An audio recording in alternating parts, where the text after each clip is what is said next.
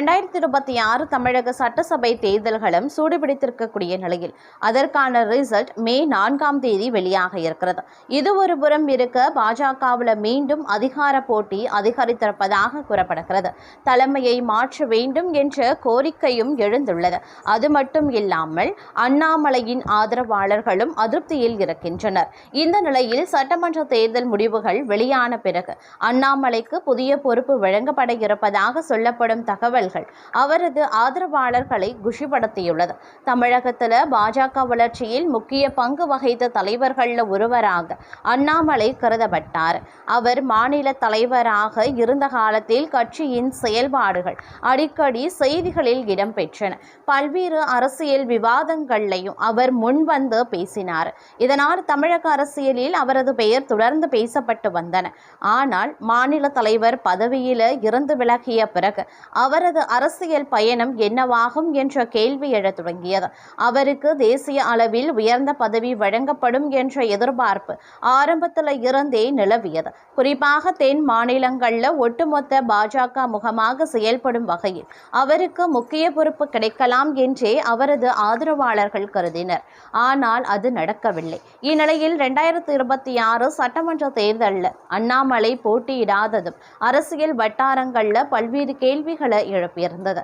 அவர் போட்டியிடாததற்கு தனது குடும்ப சூழ்நிலையே காரணம் என அவரது தரப்பில் கூறப்பட்டாலும் அரசியல் ரீதியாக சில கருத்து வேறுபாடுகள் இருந்ததாகவும் சிலர் கூறினர். குறிப்பாக அவர் விரும்பிய தொகுதியில் போட்டியிட முடியாத சூழல் ஏற்பட்டதாகவும் அரசியல் வட்டாரங்களில் பேசப்பட்டது. இதன் காரணமாக தேர்தல் பரப்புரைகளில் அவர் முழுமையாக செயல்படவில்லை என்ற விமர்சனமும் எழுந்தது. இறுதிக்கட்ட பரப்புரைகளில் மட்டுமே அவர் தோன்றியிருந்ததும் இந்த பேச்சை மேலும் அதிகரித்திருந்தது.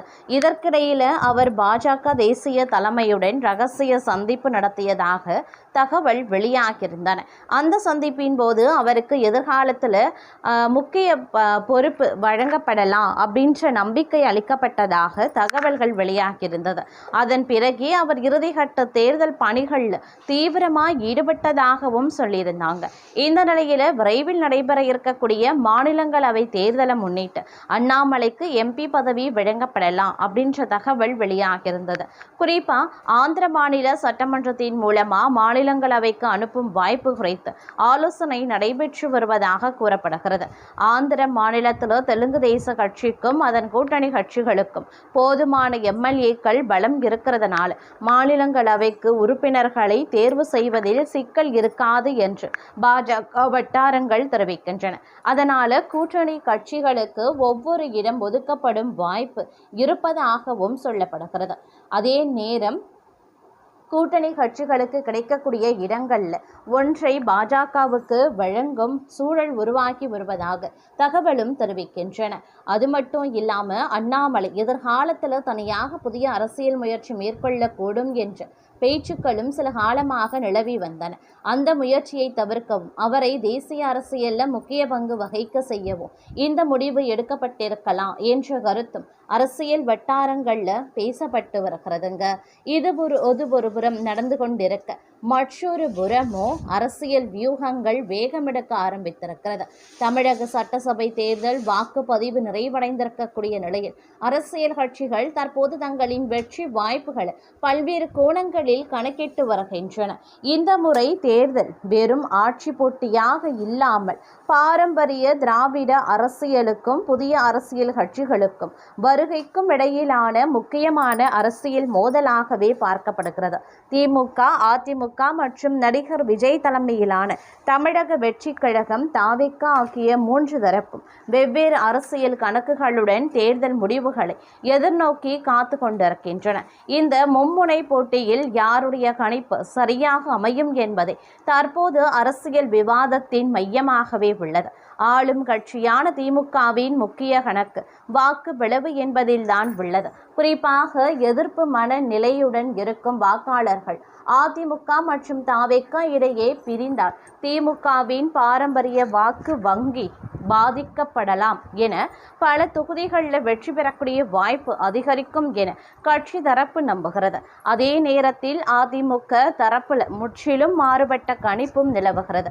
அதிக வாக்குப்பதிவு பொதுவாக மாற்றத்தை விரும்பும் மக்களின் மனநிலையை பிரதிபலிக்கும் என்ற நம்பிக்கையில் இந்த முறை பதிவான உயர்ந்த வாக்கு சதவிகிதம் ஆளுங்கட்சிக்கு எதிரான மனநிலையின் வெளிப்பாடாக இருக்கலாம் என அதிமுக கருதுகிறது. குறிப்பாக கிராமப்புறங்களில் அதிமுகவின் பாரம்பரிய வாக்கு வங்கி உறுதியாக இருப்பதாகவும் நகர்ப்புறங்களில் ஏற்படக்கூடிய வாக்கு மாற்றங்கள் தங்களுக்கு சாதகமாக அமையலாம் என்றும் எதிர்பார்க்கப்படுகிறது. மறுபுறம் முதல் முறையாக சட்டமன்ற தேர்தல் களத்தில் இறங்கி இருக்கக்கூடிய தமிழக வெற்றி கழகம் தனது கணக்கை புதிய வாக்காளர்கள் மற்றும் மாற்றத்தை விரும்பும் நடுநிலை வாக்காளர்களிடத்தில் மாற்றத்தை விரும்பக்கூடிய பட்சத்தில் பாரம்பரியமாக இதை வைத்துள்ளது. இரு கட்சிகளின் அரசியல் சலிப்படைந்த வாக்காளர்கள் தங்களுக்கு திரள்வார்கள் என்ற நம்பிக்கை தாவேகா தரப்பில் உள்ளது.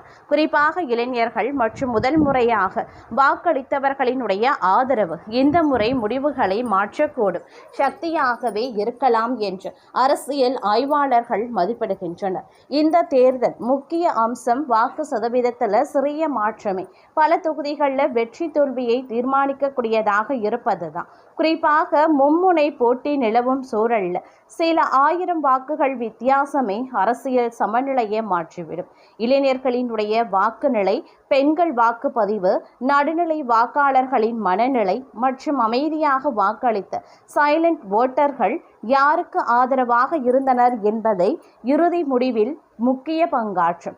இறுதியாக இந்த முறை தேர்தல் முடிவுகள் தமிழக அரசியலின் அடுத்த 5 ஆண்டுகளுக்கான திசையை மட்டுமல்ல, புதிய அரசியல் அமைப்பையும் உருவாக்கக்கூடிய வாய்ப்பு உள்ளதாக அரசியல் பார்வையாளர்கள் கருதுகின்றனர். மே 4ஆம் தேதி வெளியாகும் முடிவுகள் இதற்கான பதிலையும் வழங்குகிறது அப்படின்னே கூட சொல்லலாங்க. அது மட்டும் இல்லாமல் மற்றொரு புறம் பார்த்தோம் அப்படின்னா திமுக மற்றும் அதிமுக பூத் வாரியாக சிறப்பாகவே செயல்பட்டவர்களினுடைய கணக்கெடுப்பு பணிகள் தொடங்கப்பட்டுள்ளது.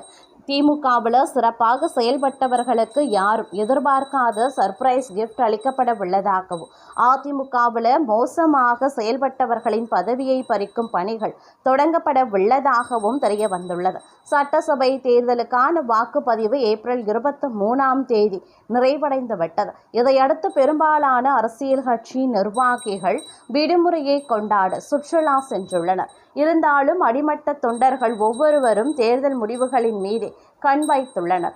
இந்த முறை விஜய் களம் புகுந்திருப்பதால் எந்த கட்சியின் வாக்குகள் பெரிய போகிறது என்ற கேள்வி எழுந்துள்ளது. இதனிடையே திமுக மற்றும் அதிமுக ஆகிய இரு கட்சிகளும் பூத் வாரியாக கணக்கெடுக்கும் பணிகளை தொடங்கியிருக்கிறது. சட்டசபை தேர்தலில் பதிவான வாக்குகளை கொண்டு எந்த பூத்தில் எத்தனை வாக்குகள் கிடைக்கும் என்பதை ரிப்போர்ட்டாக அளிக்க திமுக தலைமை அறிவுறுத்தியிருக்கிறது. இதனை கைப்பற்றி ஆராயும் பணிகள் நடந்து வருகிறது. இந்த ரிப்போர்ட்டுடன் தேர்தல் முடிவுகள் வெளியான பின் ஒப்பிட்டு பார்க்கப்பட இருக்கிறது. அப்போது சரியான ரிப்போர்ட் அளித்துள்ளதோடு சிறப்பாக செயல்பட்ட பூத் ஏஜென்ட்டுகளை அழைத்து திமுக தலைமை சர்ப்ரைஸ் கிஃப்ட் கொடுக்க உள்ளது. அது மட்டுமல்லாமல் கட்சி பதவிகளும் அளிக்கப்படும் என்று உத்தரவாதம் கொடுக்கப்பட்டுள்ளதாக விவரம் அறிந்தவர்கள் கூறுகின்றனர்.